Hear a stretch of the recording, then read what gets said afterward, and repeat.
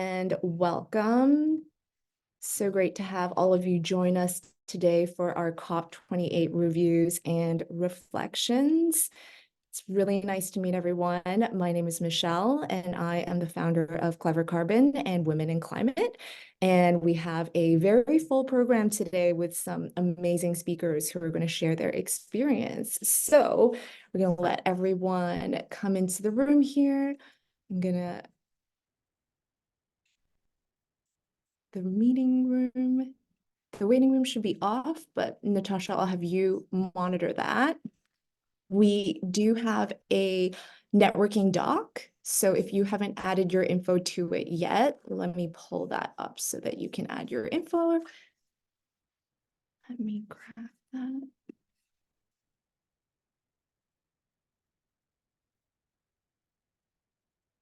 Perfect. And I'm going to start and kick this off with a poll. What better way to start than to learn about our audience? So I've got 3 questions for everybody. Which continent are you dialing in from? How long have you been following women in climate? And did you attend COP28 in person? So I'm going to come back to these questions in a moment, but a warm welcome to everyone. And if you haven't seen the networking document yet, let me just add that to the chat one more time. Let me see how I actually get out of here to add it. Wonderful. So we have an action-packed agenda today. And if you've ever been to a Women in Climate event that has been hosted by myself and Stephanie, you know we like to stick to the schedule. So with that, we're going to get started. And the agenda today will involve some individual sharing of experiences. We have some really awesome speakers lined up. We have a panel for individuals who attended COP the first time to share their experience. If you're all wondering what negotiations are like at COP, you are also going to find out. And at the end, we are going to have a community Q&A where we will not be recording, but you'll be able to ask questions of each other, of our speakers. And note this meeting is recorded. We are going to put it on our website so that folks who couldn't join today will be able to view as well. So to get started, Women in Climate started in about February of 2022, and I want to give you a really quick overview to kick off this webinar. It was founded by myself and our community builder, Stephanie Korbely. If you've ever joined our Slack, you will have heard from Stephanie. And Stephanie, this is a complete plug for you to share the link to the Slack. But we started organizing grassroots events and dinners in New York. And through my work and my travels, I was able to go to different cities and host dinners as well. And collectively, we've now hosted over 80 events globally. We have 70 plus city leads who are volunteers that help organize events on behalf of Women in Climate. From happy hours to dinners to informal panels and picnics, we have done a lot in the last 2 years. Last year at Climate Week, we held a celebration where we had 100 attendees in person. Last year at COP, we did a partnership with Goals House and MasterCard for a Women in Climate dinner. This year, our work has brought us into every corner of the world, it seems. We had a CCOS forum in Doha, Qatar, where we hosted a Women in Climate gala dinner. And we also had the opportunity to travel to Singapore this year, where I spoke about empowering women in sustainability, along with my fellow panelists, Esther from the UN Global Compact, and also a member of MasterCard. And this year was really special when it came to COP28. My experience last year at COP27 led me to really want to find a tribe and a community to experience COP with. And our gala dinner was really the culmination of that experience. We had over 80 attendees. We had 12 to 15 speakers that evening, and it was a very joyful event. And we also organized a formal panel in the Green Zone highlighting gender and climate smart investing. And I wanted to give a shout out to Melissa, who published an article during COP highlighting 16 women leaders and how they are leading climate action across sectors in Rolling Stone. So if you go to the networking document, there's a tab with helpful links. You'll be able to find the link to the article there. I'm going to copy this again here so that you can network and also find all our helpful links.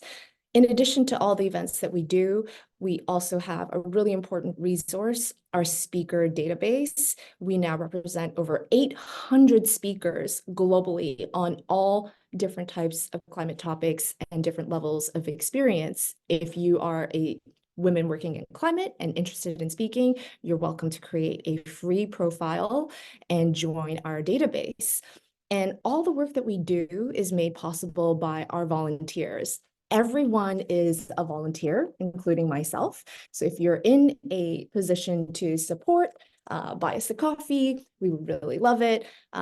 If you donate over $30, you can also get a Women in Climate pin. The way you pick it up is there is a zero waste shop in Brooklyn that keeps all our pins. If you have a friend in Brooklyn that can go get it for you and mail it to you, or if you live in New York, even better. And additionally, we have a few events that we are looking for support with. So if you work for a company that has a sponsorship budget, please reach out to me. All right, so let's get started. I am very, very excited to have Diane Hoskins be our first speaker of the day. She's the policy director at Carbon Sea Initiative. And let me set up my little timer here because I promised these speakers that I was going to have a little timer. And Diane, the stage is yours. Thank you. And thanks so much for the invite, Michelle. It's great to be here. Really happy to be connecting with the Women in Climate community. I'm Diane, and I've been working in climate or climate adjacent for my entire career, primarily focused on environmental advocacy campaigns in the US. I'm at Carbon to Sea Initiative, doing policy things, as Michelle mentioned. And if you don't know us, we're a nonprofit effort to accelerate research into promising ocean-based CDR pathways. We're leading our own programs and making significant grants, more than 23 million to date. These grants are to leading scientists and engineers to systematically assess whether and which ocean-based carbon dioxide removal approaches could permanently and safely help address the climate crisis. Want to learn more? I hope you will, and the QR code on our slide will take you to our website. Before Carbon to Sea, I was leading the U.S. climate and energy team at Oceana, where I'm most proud of our successful campaign to prevent the expansion of offshore drilling in the United States. And for context, before that, I was with the Pew Charitable Trusts and the Nature Conservancy. I'm a DC long-timer, but I recently decamped to Park City, Utah, where I work remotely. So if you're coming out here to ski, let me know. Next slide. I spent the majority of my time in the Blue Zone. Obviously, it's a very big place, mostly attending side events. And I also took advantage of the opportunity to see so many people in person for one-on-one meetings. In particular, I was at the Ocean Pavilion, an area particularly relevant for my work. It was organized by Woods Hole Oceanographic Institution and Scripps, and we were a sponsor. The QR code on the site will take you to more on the Ocean Pavilion if you're interested. While I was there, I had the privilege of hosting the chairman of the US Senate Foreign Relations Committee, Ben Cardin, for a discussion on ocean-based climate solutions. Senator Cardin has been in Congress for more than 35 years, so it was a real treat to hear his insights. And go ahead and drop the link to our panel for anyone who wants to check it out.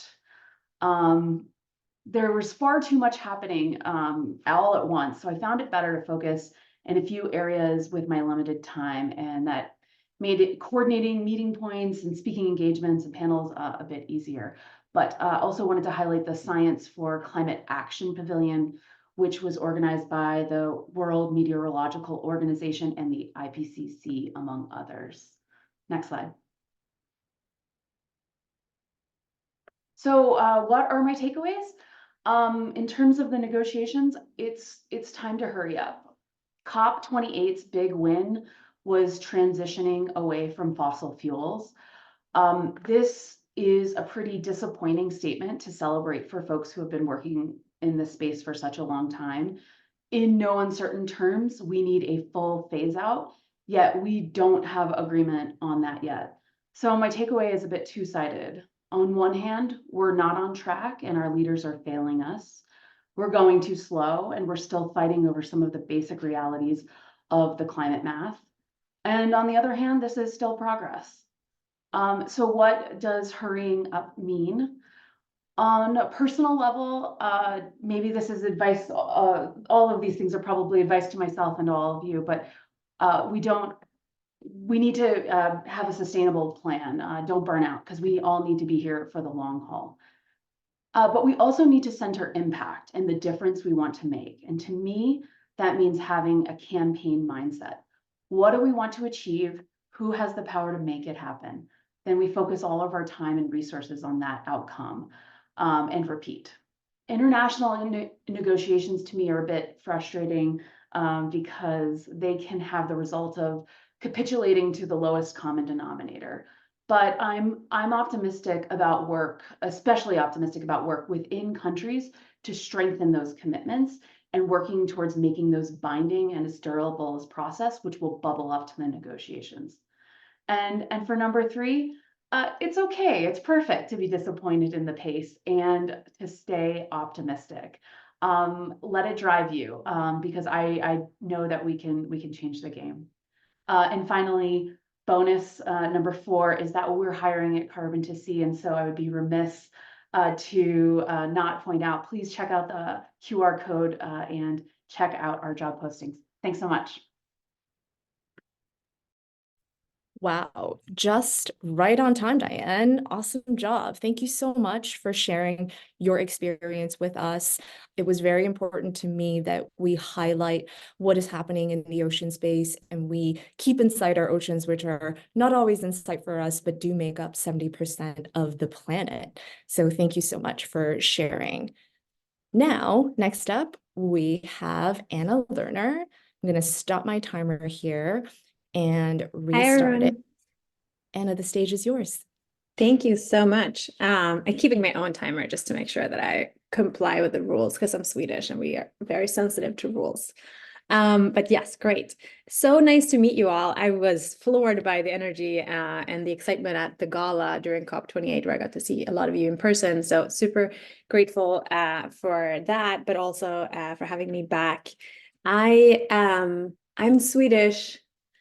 I'm a mom. I work remotely and live in the forest in Maine. And I've been working in climate my whole career, sort of accidentally, because in 2007, climate wasn't a career choice, but I was working in renewable energy, and the Germans were really early on with the concept of climate adaptation and climate mitigation, and we're just lucky enough to get a job with the Germans in Mozambique. So international development, climate change, energy transition, those are sort of my big fields of expertise. Throughout, I've always worked on climate data and technology. So digital technologies, disruptive technologies, we've called them different things, clean tech for a while. But that's also really kind of at core of how I approach climate. For those of you who ask, also, I run Climate Collective, which is a innovation network made up of really incredible innovators working either in climate tech, nature tech, or focused on green accountability, which is really that kind of, I wouldn't call it climate justice. I think we're not really strong enough in the climate justice space, but it is working towards climate justice, green accountability, payments for ecosystem services, indigenous communities, bringing them in and finding ways to fund them. Those are kind of the focus on that third bucket. So we're super pumped to launch our climate tech community next week. So I'll make sure that everyone knows about that on LinkedIn. All right, next slide. So I spent a lot of time in the Blue Zone. I worked at the Global Environment Facility a couple of years back. That is the financing mechanism of UNFCCC. So all the money like the Loss and Damage Fund and other types of adaptation funds or mitigation money that has been dedicated to, well, now it's the Paris Agreement, but what was before the Kyoto Protocol and other types of UNFCCC related protocols are managed by the GEF, the Global Environment Facility. GEF is therefore like central to the negotiations and sits inside all the negotiations. So previously at GEF, at previous COPs, it was only Blue Zone for me. And I was really kind of bugged down into negotiations and like, you know, I was young. I was the one taking the notes, running with coffee orders for our CEO, etc. This year, I also spent a lot of time in the Blue Zone, but I was allowed to branch out a bit more. And I was excited to also spend a bunch of time in the Green Zone. And there's a picture of the marina there, the Dubai Marina at night. So I spent a lot of time at evening gatherings or dinners or cocktails in Dubai Marina. Also added WhatsApp because I thought that was useful. I mean, I love the Women in Climate WhatsApp group, and there were a couple of others that were really, really helpful on the ground to just coordinate on events and sort of where to go and what to do. There's a picture of friends there. I think COP is also like, it's a time to re-energize and like reconnect with friends. And I think that's really important because it is draining to work in climate. All right, next slide. What are my 3 takeaways? So, they're not there.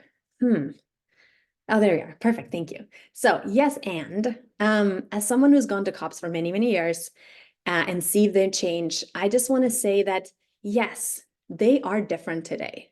And that's great.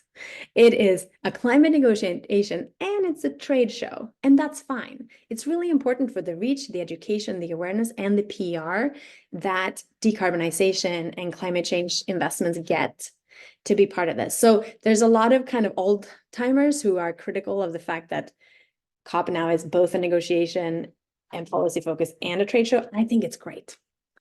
The signal and the announcement overload, I want to touch upon briefly. So many really incredible announcements happened, but it's just too many. And I know this works in the same way, for example, at UNGA, where everyone wants to tell the world what they do.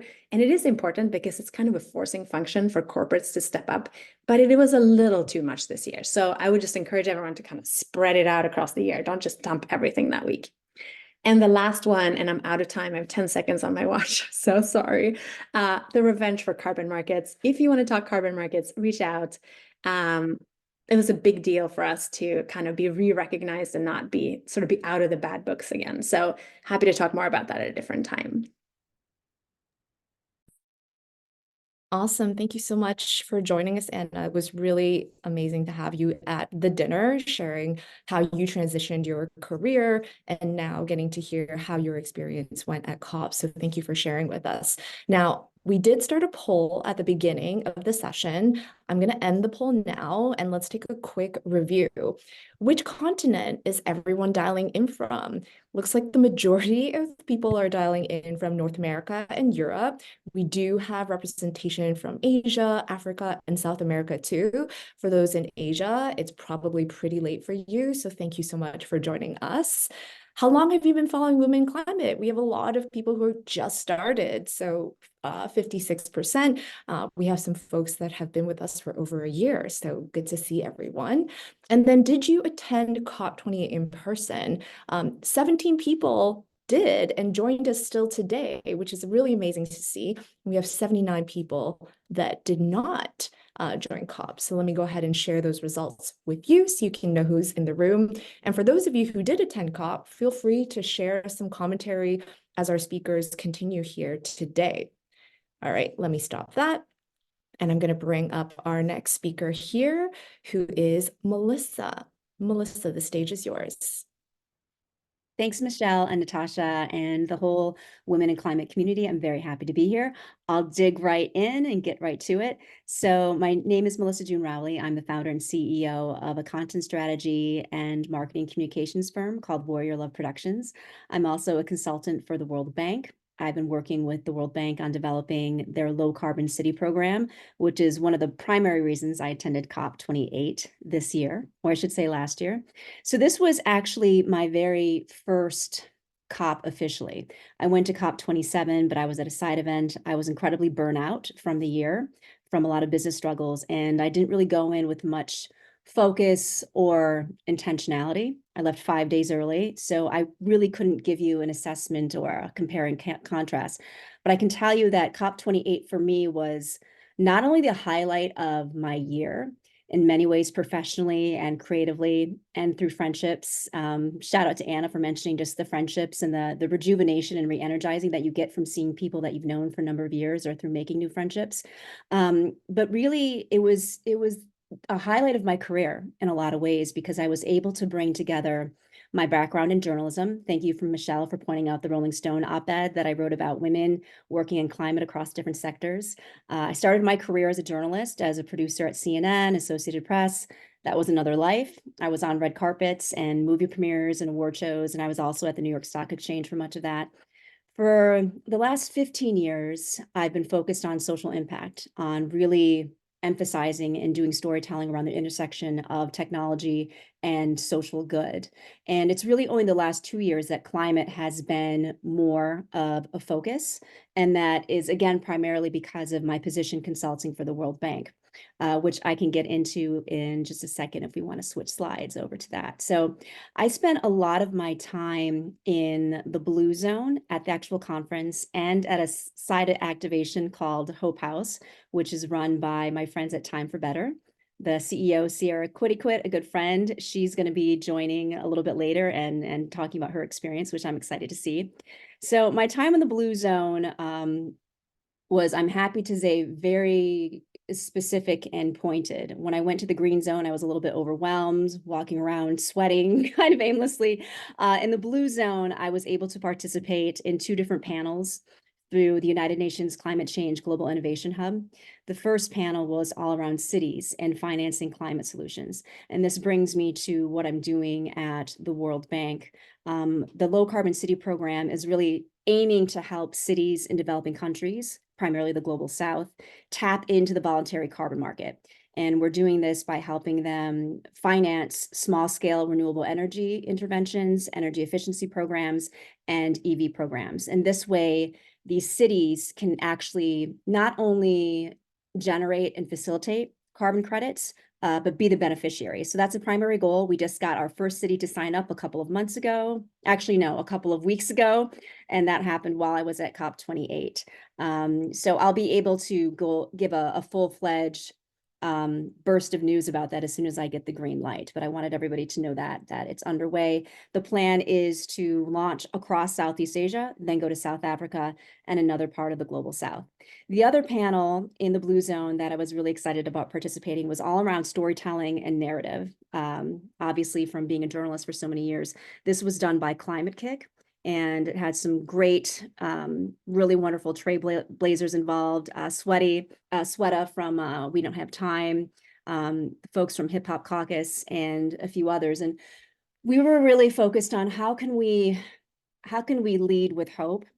How can we lead with something that's inspiring and motivational, but also truthful, and getting down to the dire straits that we're in a lot of ways, and also getting into what are some ways that we can, I don't think we need to hit people over the head with climate storytelling. There's a lot of phrases like net zero and decarbonization. Most of the world doesn't know what that means. I would love to come up with an entirely new vernacular if we can. I'm going to be working on that. But I'm really excited about the intersection of culture and climate. And this was one of my key takeaways from the storytelling and narrative panel that I participated in. Really great companies are doing things to infuse storytelling into TV and film, fashion, a lifestyle. I mean, as everybody knows who's participating today, climate really touches every aspect of our lives. So I was really happy to talk about that, and I'm going to be doing a lot more reading on that topic. Okay, I'm going to stop there. Melissa, how about 30 seconds to quickly share your key takeaways? Key takeaways. So as I mentioned, one of my main goals was to talk about the Low Carbon City Program. So I was fortunately able to network with a lot of city networks, such as Global Covenant of Mayors, ICLEI, C40, I want to work with all of them. There's a lot of fragmentation. And what I'm hoping we can do is continue to do regular convenings like this webinar, in-person meetings, because as I'm sure so many of you know, we go to these high-level events and we come out with all these big highs, and then we don't keep the conversation going. So there's a lot of fragmentation, and we need to find ways to keep the continuity and momentum going. I think that there needs to be a lot more attention put on adaptation and resilience. In my opinion, it seems that while net zero is absolutely fundamentally important, it's imperative and crucial, and we need policy, we need decarbonization, we need climate pledges. We've got these problems here and now in front of us, and I would love to see more corporations putting more of an emphasis on climate resilience and adaptation. The loss and damage announcement that was made early on was really exciting, and I want to see more of that happening. And then the final note, culture is queen of everything. And I'll stop there. Awesome. Thank you, Melissa. We really challenged the speakers with a 5-minute overview, so really appreciate everyone keeping to time and trying their best. So next up, I would like to call to the stage Kiara. Very excited to have Kiara join us today as well. Let me set the timer, and Kiara, the stage is yours. So, hello everyone.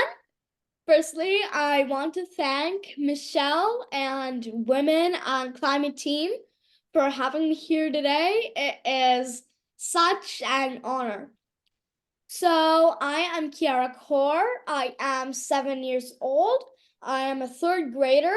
I'm an inspirational author, world's youngest non-stop book reader at the age of 4, world's youngest TEDx speaker in the world at the age of 5, and youngest keynote speaker at World Expo 2020 Dubai at the age of 6, youngest delegate speaker at COP28, and youngest speaker at COP28. And I spent most of my time at COP in the blue zone and in the green zone. And in the blue zone, I spent most of my time at the Children and Youth Pavilion and the Entertainment and Culture Pavilion. And in the green zone, I had few events hosted by Extreme Hangouts. And what I learned from the COP, and I think people should be focusing on this every single day. I think that firstly it will be education, quality education, because it helps people especially the youth and kids understand what is going around them and address the impacts of the climate crisis, empowering them with the knowledge, the skills, values, and attitudes needed to act as agents of change. And I think the second will be youth involvement. When kids are aware what's going around the world, they can help find solutions, because young people are central in achieving a more sustainable and healthier planet.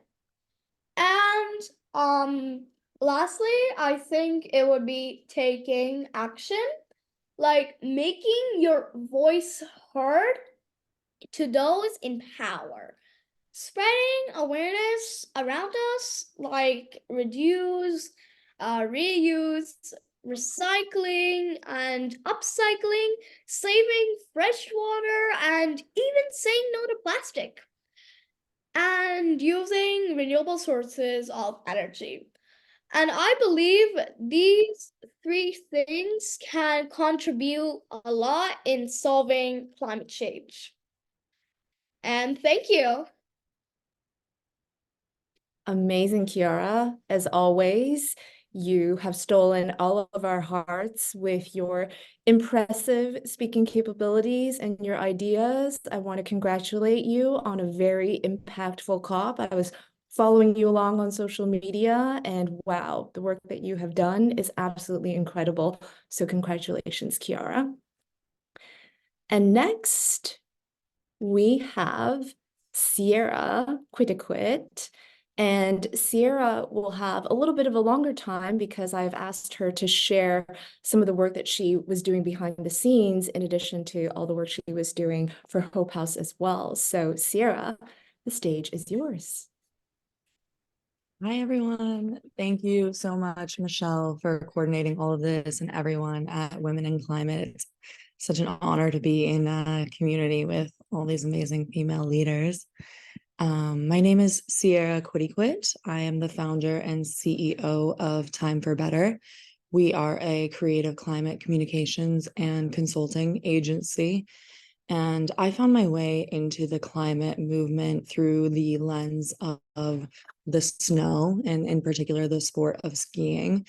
I was lucky enough to grow up in a snow sports community, and our metric of winter was snowfall as a young child. And I started to notice that I wasn't able to build snow forts or jump off the roof as a child. And that was when I heard about global warming a couple decades ago.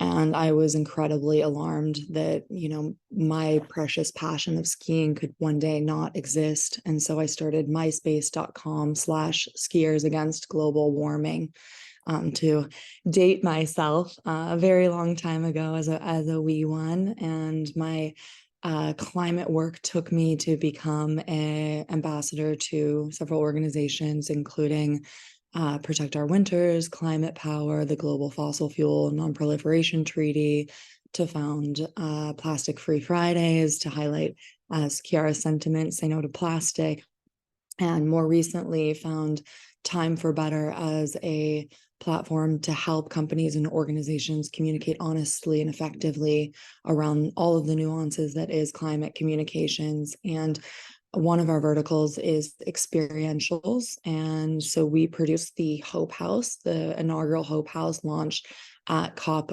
last year in Egypt, as our thesis was, probably from my career as a professional athlete, is the more that we care for people, the better work that folks are able to do. And so the Hope House this year was a really, really wonderful 8-day activation that covered the breadth from Indigenous leaders to carbon market removals, blockchain technologies. We were really blessed to work with some of the amazing women joining us today, including Melissa June Rowley, who co-hosted our carbon markets, as well as Meghan Edge from Ripple. It was really fun for me to learn about blockchain technology. So a couple highlights for me of COP were definitely community building with Indigenous leaders, in particular, some of the Brazilian communities, and an intergenerational leader of females that we had at the COP. And one of the sentiments was other mothering, this concept of intergenerational mentorship. And that really touched my heart and called a lot of that in. And so many wonderful women have since come into my life as beautiful mentors. But I'm really excited to talk to you guys today about the Later is Too Late campaign that Time for Better had the privilege of working on alongside the B Team, Global Optimism, and we also worked alongside Earthrise Studio to create the content. And so, as many of you may have seen that were present at COP or watching from the sidelines, there was a letter submitted in the final stages of negotiations to COP that was signed eventually by over 2,000 signatories of global leaders, top CEOs like Jesper Brodin, the CEO of IKEA, Christiana Figueres. And it was really fun as an activist to work on a project that we feel had real impact. And so I'm excited to share some of the kind of inner workings of how this letter came to be and what happened alongside of it. So as you guys may know, Global Optimism is the philanthropic organization that's co-founded by Christiana Figueres, who is the Costa Rican diplomat really credited with the Paris Agreement, and Tom Rivett-Carnac. And I met with some of the Global Optimism team back in September in New York City, and they let me know that they wanted to implement their groundswell strategy this year at COP. And this was the strategy that they implemented at COP21, which resulted in the Paris Agreement. And so basically, we came together with the B team, top global leaders, CEOs, and to put together a structure of what we hope to be the most ambitious outcome at COP28. And in summary, that was a halting of deforestation, a tripling of renewable energy, and a phase out of fossil fuels. A lot more complexities of that, but that was the distillation that we came to of three verticals. And we certainly were not alone in coming to that call to action and the distillation. That was just what we identified that we wanted to target this groundswell push towards. And so we started to slowly pull some key global influencers from our side. The B team started to put together a list of courageous champions of global CEOs, and the Global Optimism side started to go to work where they thought politically they could have the best push and pull. And early in the Hope House days, we held a little huddle of key global leaders and influencers, and the sentiment was to be courageous, to really hold that hard line as we were going in and out of rooms and blue zones, and that there would be a point that we would call on everyone again. And so that point came probably around the 7th day of COP, where we said, we're headed into the final negotiations. This is a critical moment. And so we re-huddled at the Hope House, and we built strategy on the political side, on the private sector side, and the media influence side. And Time for Better was honored to lead the media side. And we pulled in the hashtag later is too late, which there's been a lot of testing from various organizations around that being one of the most effective sentiments in communicating climate action. Earthrise developed these beautiful graphics, and the letter that was developed was used very particular language in support of the COP28 presidency, Al Jaber. And as many of you know, Al Jaber received a lot of criticism for a lot of his very outrageous sentiments, and for good reasons. And so it was really an invitation for him to come over and do the right side and honor his words of creating a historic and unprecedented outcome out of COP. And so we kind of, into the late hours of the night, built this campaign, and then went into the blue zone and launched it with a press release with Vanessa Nakate, with Mary Robinson, and 2 hours later, it was acknowledged and read in a press conference by the COP28 presidency, Dr. Sultan. And he's saying, as I'm sure by now you have seen the letter that has been signed by thousands of signatories. And then from there, it was just a beautiful frenzy of unfolding of additional signatories being added. You may have seen the LED screens that went up on the side of the wall with the names of the signatories and global leaders. And then we got more active on social media, and the Later Is Too Late hashtag went viral and quickly reached over 1 million impressions in less than 24 hours. And we continued to roll out stages of graphics, and press was garnered around it. And then we got really specific on where is the blocking point of these asks being received. And as many of you know that we're in the negotiations, and we'll hear more about that, Saudi Arabia was a critical blocking point. And so we were working to draw in footballers because that's a really big cultural influence in Saudi Arabia. And anyways, I know I'm running short on time here. It was really special to work on a campaign, and we were able to achieve the halting of deforestation, the tripling of renewable energy, and we did not achieve the phase out of fossil fuels, but as you know, we did achieve the transitioning away from fossil fuels. And two ways to look at that. I have an optimistic outlook, and for the first time ever, we have this North Star. The world is transitioning away from fossil fuels. And I'll just stop there because I'm at time. Thank you, Michelle. Amazing, Sierra. Just watching the team at Time for Better hustle and get the letter out and seeing the community respond was really heartwarming, and maybe gives us some ideas for next year so that we can be ready for action. So really great job, Sierra, and looking forward to seeing more from yourself and Time for Better. Next, I would like to invite to the stage my fellow women and climate leader, Stephanie Korbely, and Meghan Edge, Ashley Ray, and Dr. Selin Calik, who are going to share with you their first time and their first experience at COP. And I know for myself, last year when I went to COP27 the first time, I was like, what am I even supposed to do there? And, did I actually meet my expectations of traveling all the way to Egypt and getting that done? So I'm very curious to hear from our panelists here. And the stage is yours, Stephanie. Thank you so much, Michelle. Hello, everyone. My name is Stephanie, and I'm really excited to kick off our first panel of the day. As the poll results showed earlier, most of you in the room today have not been to COP28, and a lot of you might never have been to COP at all.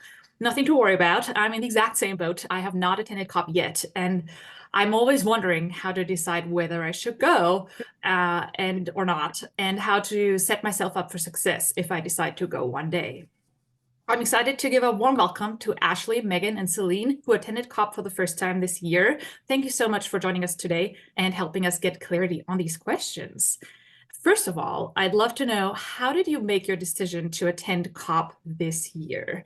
Ashley, would you like to kick us off? It would be great if you could also share your background while answering.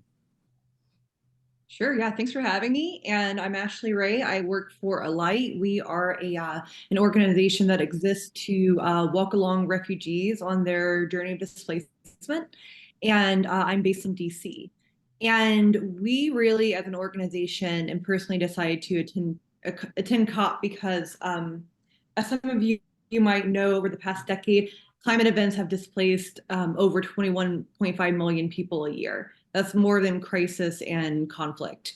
And we think about the state level, part of COP, we think about, the tech and innovation side, but we really wanted to see how we could, really amplify the needs of these issues, the humanitarian needs around what's happening presently with massive amounts of human migration. So, and the needs of these people who are having to leave their homes. So that's why we went to COP. Awesome. Thank you for sharing. Meghan, can you go next? Yeah, of course. And so I work for a company called Ripple, which you might be confused has absolutely nothing to do with climate. We're in the private sector, blockchain-based company. We work in cross-border payments and a lot of CBDCs. But we believe that blockchain is vital to providing integrity into the carbon markets. We also happen to have a massive fund that's set up to invest in carbon removals, both for our own emissions and then also just as good signals of demand. And so we decided to attend COP, and it was just me. But in 2022, we purchased 180,000 tons of carbon removal credits. And as such, we're a really large buyer of carbon credits and wanted to understand the demand shortages in the market, how we can encourage people to adopt more innovative and creative types of contracting.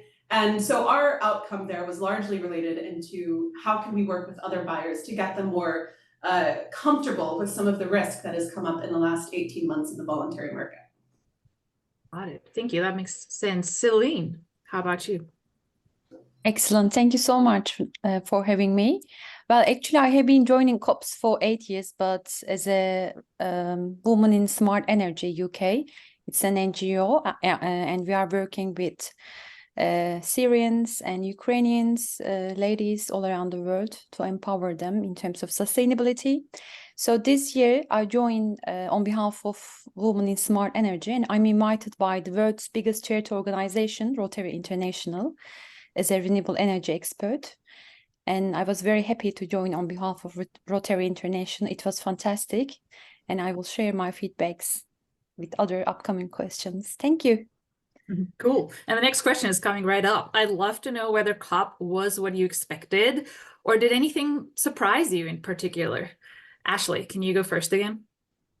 Sure. I expected COP to be massive, and it did not disappoint in that regard.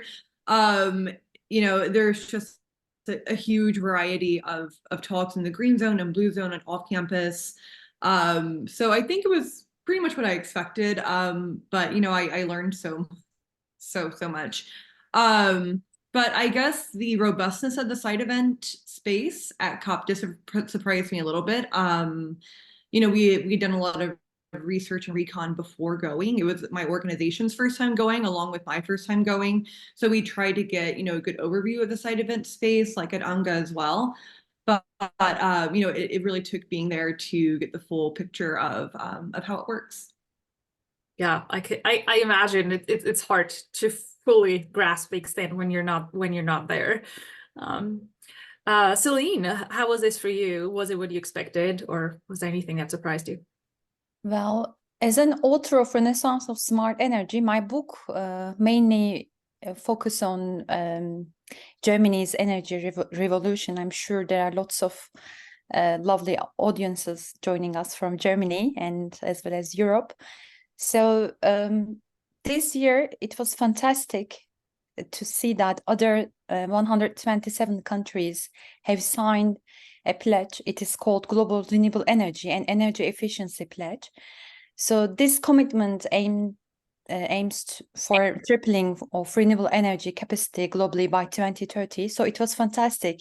And it was first made by the G20 countries during COP28. So I find it as a good news, actually. Meghan, how about you?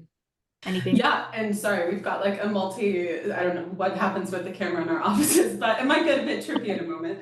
No, I found it's one of those things where you're told to expect absolutely nothing, and then when you go there, you'll be surprised by something.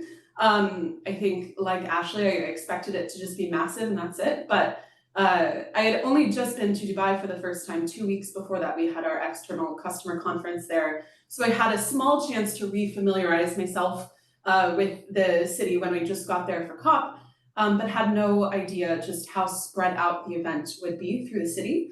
And not just spread out, but there's like, you know, if you take a look at the calendars that I had for each day, it's like, there is no way to do this, but you have to figure it out. And so I think I was just surprised in the sheer amount of programming even available. A lot of it coming up, you know, in the last minute. I was there for almost the full time for 10 days. And some of the programming, you know, just emerging at the last minute.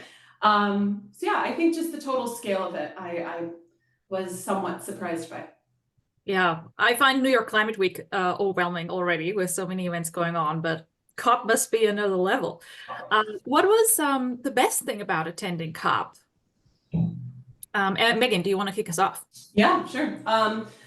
You know, you heard the women at the beginning talk about the friendships, and I know that might sound so cliche, but it truly is very, very true. I think, you know, just being in the same room as people who are focused on the same things as you, who are just as passionate.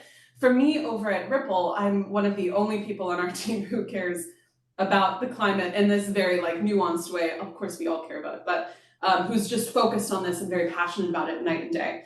And so to suddenly be surrounded with people who this is also their bread and butter is the perfect setup for making some really strategic friendships and professional friendships. I would also say the Time for Better panel that we did. So BXC hosted a session one of the days at Hope House. And we had what we call like an accidentally feminist panel where it was all women. We had invited men to be on the panel, but they just happened to decline. And so at the last moment, it was all women. And it was one of those things where you have a vision of what it would be, and then it executes perfectly to that vision, where it's just like a bunch of women drinking wine on stage, talking about blockchain and the carbon markets. I would say that was probably the highlight of my COP. That sounds really cool, Megan. I would have loved to be in the room for that. Is there a recording that you can share? I think maybe there is. I don't know. Sierra might comment if there is or not. But yes, there is apparently. So great. Cool. Selin, what was the best thing about COP for you? Well, on 6th of December, we joined amazing concert at Opera House. It was amazing, held by UNCCD. So Renaissance of Climate concert with Ricky J and also his team. For every natural resources, for the water, for the sun, there were amazing musics combined by different artists. So we dance, we shake, we shake our bellies. It was fantastic, really, and it was amazing to see young generations as well who is joining with us during this amazing performance at the Dubai Opera House. And other thing for me, the second thing is for me to join the Siemens pavilion in Green Zone. It was fantastic to see how green technology, how green energy transformation is combined with the human, and how they're applying from region to another region, because regional dynamics are very important. You cannot apply, for example, financial ethics in Germany or in Mozambique. There are lots of regional dynamics. So it was amazing to see this highlight that Siemens is doing this in a great way, actually, not only in Europe, but all around the world. So next year, hopefully in Azerbaijan, we can see amazing other companies, energy companies who support this energy revolution. Yeah, absolutely. Thank you for sharing, Selin. The concert sounds amazing. I think it also shows just the variety of events there seems to be on the ground at COP. Ashley, what was the best thing for you about attending COP? Sure. Unsolicited plug here, but the built-in network that Women in Climate provided, going to that initial gala and then the WhatsApp groups just kind of gave you a little friendly built-in network for the week that I was there. And it was really refreshing and very helpful and made it, a little less overwhelming for sure. And also just the learning element for my organization and myself, gain the inspiration and understanding of how we can further connect on the issue of climate displacement in these spaces for COP29. Thank you for sharing. Time for our final question. What would you share with other folks like myself that have never attended? And what is your best tip for COP newbies? Megan, do you want to kick us off again? Yeah, sure. I would say you might want to train for a week getting up to it. I saw some comments in the chat about jet lag. I wish I would have done that. I fortunately, as I said, I was just at Dubai, so my internal clock was kind of operating on its own time zone. But I think, you experience so much adrenaline getting there that I actually didn't fall asleep until the second day. And it surprised me how much that didn't affect my body. And when I started talking with other people, they're like, yeah, it's the same. The adrenaline keeps you going. But I do think that, when that rest day came, people were out exploring Dubai and I was laying in bed. There was nothing else to do other than sleep, because you would not sleep. I mean, you maybe get 3 to 4 hours generously a night.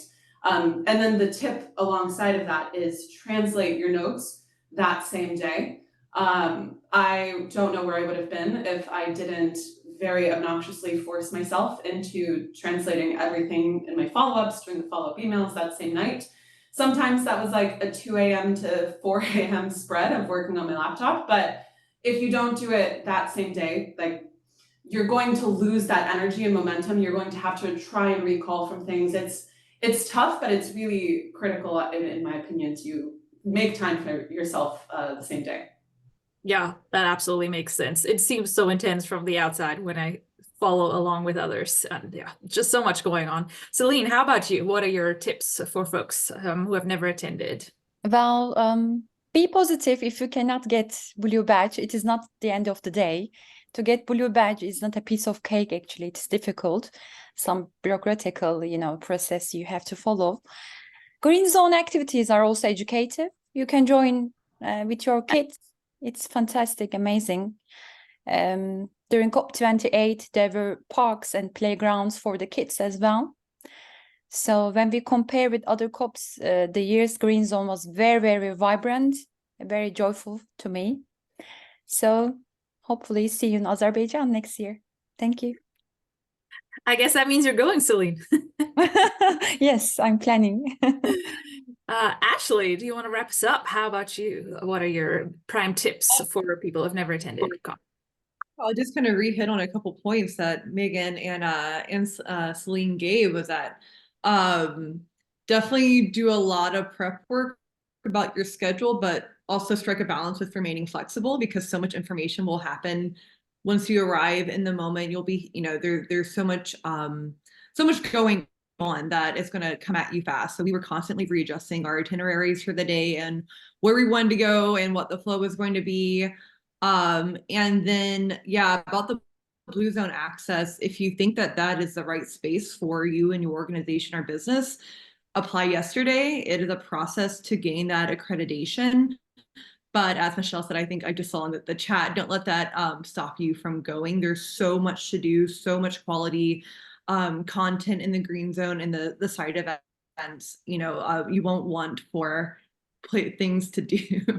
There's so much. And I think someone said at the gala dinner as well, drink water and wear tennis shoes. So that would be my advice to the first timers. Are you going again next year, Megan and Ashley? Yes, we put our presence there. Yeah. Yeah, I am as well. Thank you all for sharing, and thank you so much for your time. Back to you, Michelle. Wow, Stephanie, I can always count on you to be right on the dot with the clock. Great job. Really insightful conversation. Thank you so much, Megan, Ashley, and Selin, for sharing your experience. I'm actually going to launch another poll here, sort of coming on top of your question, Steph, of, are you going to attend COP29? So let's see what the audience thinks here. And I'm going to come back to this question after our panel here. So let me pull my screen back up. And I would like to invite to the stage with me Simge Sandal from Sandalwood and Youth Negotiators Academy, and Patricia Bekoe from Odeba Foundation and 350 Ghana. And Simge and Patricia were both involved in the negotiation process. And for, just a really quick recap here, and let me make sure that I put my timer on myself. Negotiations take place throughout the year. So they don't just take place at COP, but they culminate at COP, where everyone in all the different countries and negotiators are able to come together in person in different rooms to talk about different topics that they're negotiating about. And you have to have a special pass, a special badge to be a negotiator. It's quite closed doors. And so we're really lucky today to have Simge and Patricia, who have a bit of the behind the scenes to share with us what that experience was like. So I'm going to kick it off by asking the first question. Can you describe what a negotiation room looks like at COP28, and what was your experience of them? And I'm going to start with Simge.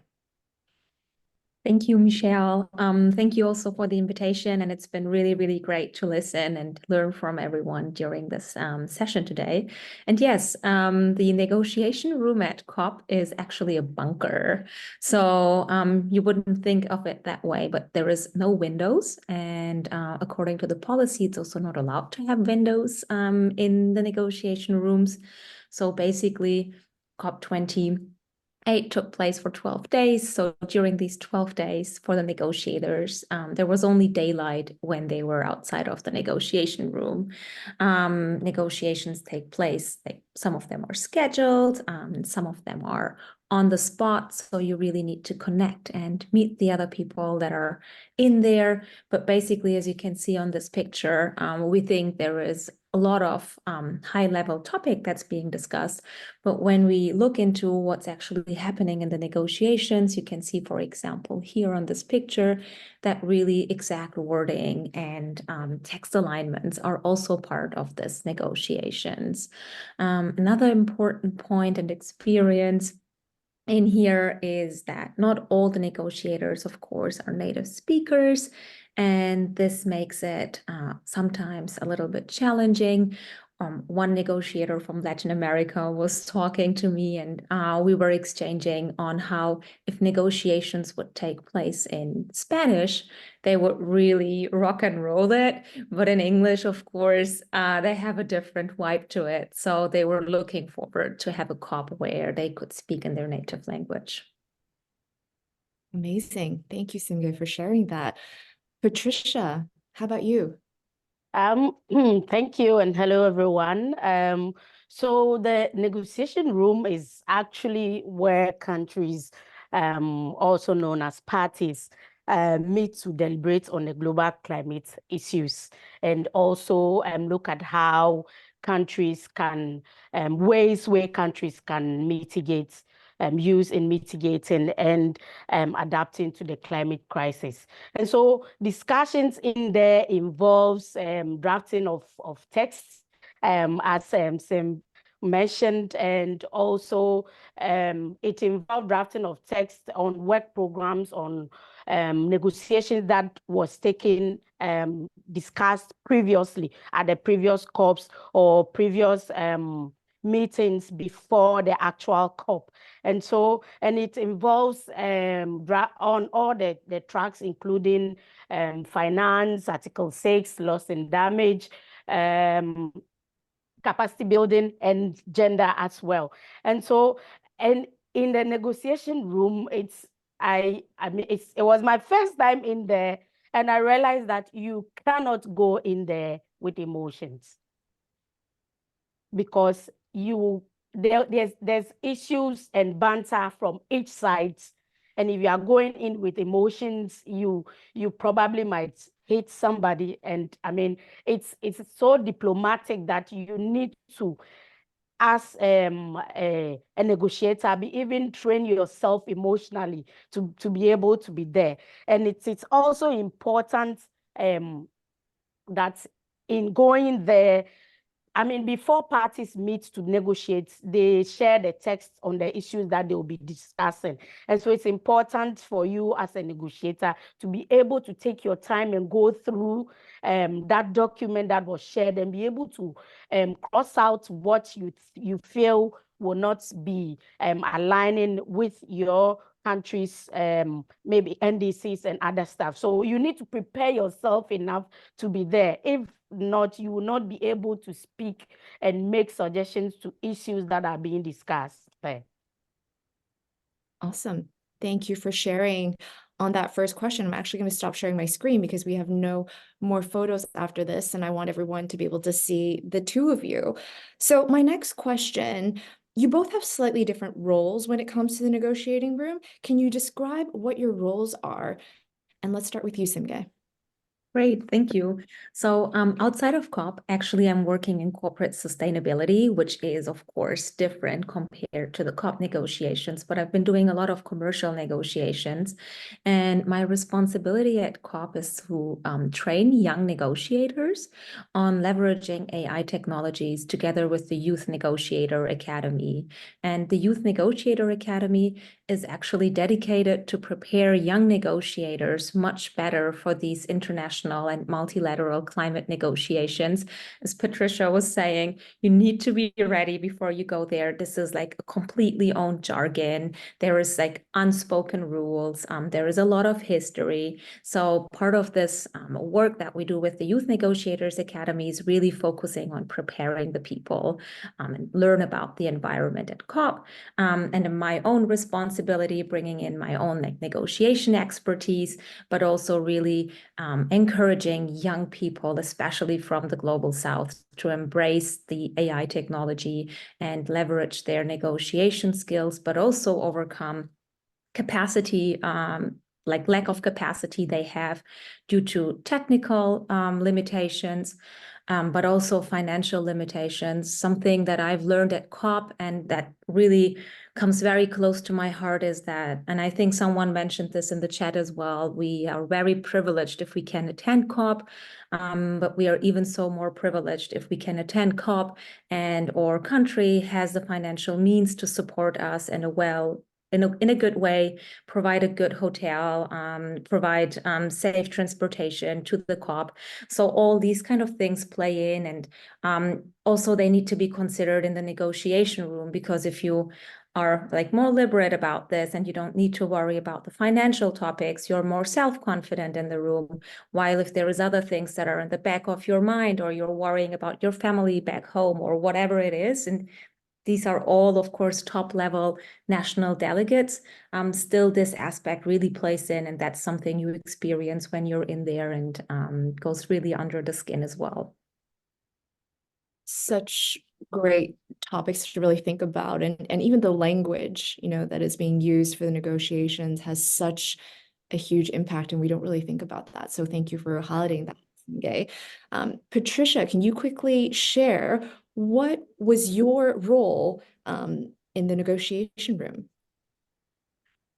So I actually work in the NGO space in Ghana, and I'm at the administrative secretary for 350 Ghana. We do climate change sensitization at the grassroots level, and also pushing for renewable energies for communities in Ghana, and also the founder of Odebia Foundations, where we're looking at the synergy between climate and health.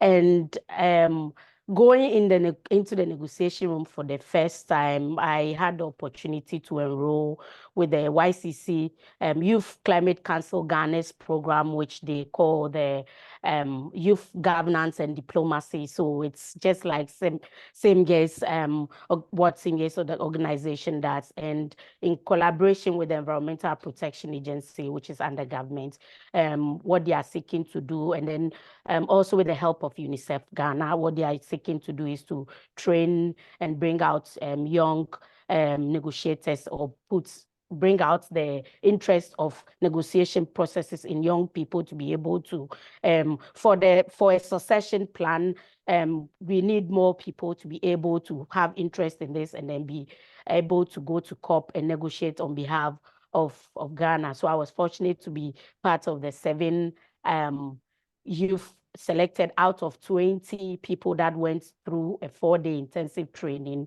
on climate negotiations to be there. And my role at COP was to follow the lead negotiators on gender and capacity building, to be able to learn from them and understudy them on how negotiations are done, how to go through the draft text that is being shared, and how to even outline issues that will suit that of the country, and also be able to make my suggestions out of it, and be able to speak well, or be able to push our agenda as and when I go back into the negotiation room.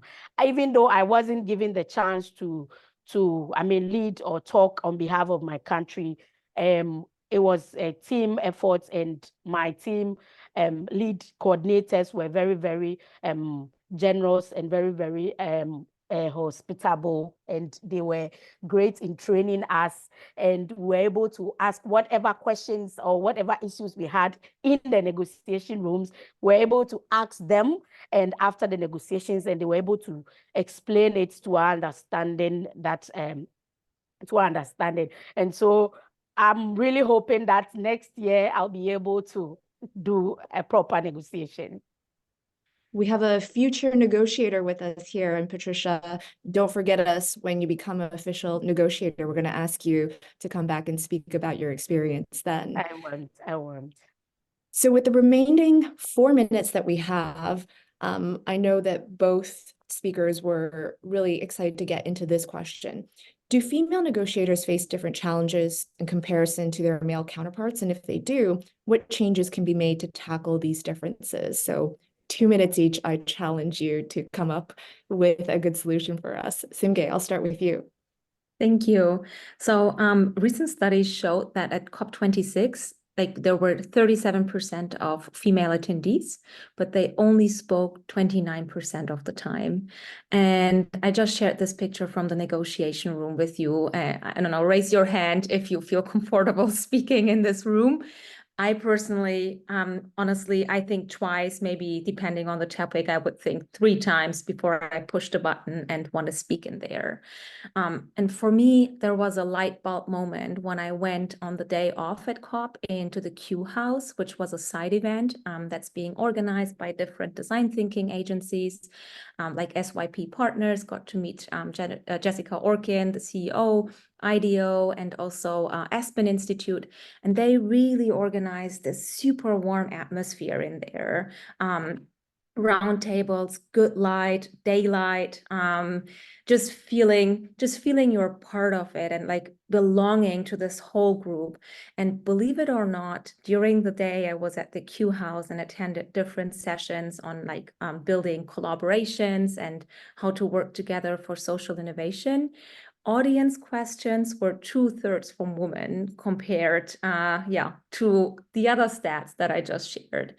And I really think this is something, and I think, Kiara, you also mentioned it in the chat, the human design part is really, that's something we are overlooking. I met a young negotiator from Southeast Asia. She was like sharing how actually she feels so uncomfortable wearing her national attire. But if she would switch into a business attire, like a Western business attire, she also feels uncomfortable because that's not her identity. So imagine this person coming to COP trying to negotiate for her delegation and her country. So my wish and my hope is really to overcome these challenges and create a space where women, but also people from different places can feel they're part of it and feel belonging. Thank you for sharing that, Simge. Many, many important nuggets for us to think about. So Patricia, I'm going to have you take us home, as we say in North America. Do female negotiators face different challenges in comparison to their male counterparts? And if they do, what are they? So I think I have a different answer to Simge. So I don't really think so. Even though the statistics show that women have less representation in climate discussions. I mean, being in that negotiation room showed me that women can be as powerful as men if we decide to involve ourselves in and challenge ourselves in more climate negotiations and discussions. I'm not talking about just raising awareness as advocates, but making sure that we challenge ourselves and continue to learn and embrace more challenging roles in the space. And also to prove that we can be more powerful in negotiations than men. In order to close the representation gap, what I think we should do is also develop the habits and projects that looks at impacting the knowledge learned to young girls by mentoring them and in the space so that we can have bridge that gap in terms of negotiations.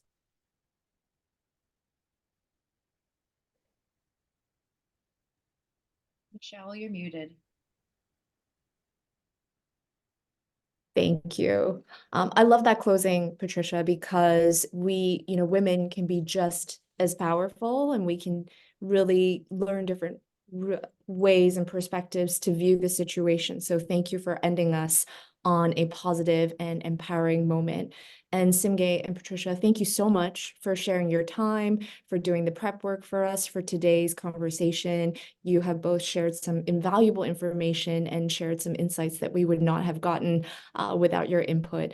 And Homara was originally going to moderate this panel, and she did a lot of legwork preparing. Unfortunately, she had a family event and was not able to attend, but you are here with us in spirit, Homara. So with that, I am going to take a look at the results of our poll here. And it looks like we have about 15% of people who are going to be attending COP29, about 70% that are maybe, and 18% that are definitely nope, not going. And perhaps some of those answers will change. And my goal here is not necessarily to encourage everyone to go. My goal here is to help people understand, why do people go? What are the best chances of success if you do attend? So hopefully today's webinar was able to share some of that with you, and hopefully you gained some insights as well. And I am going to take a quick peek at our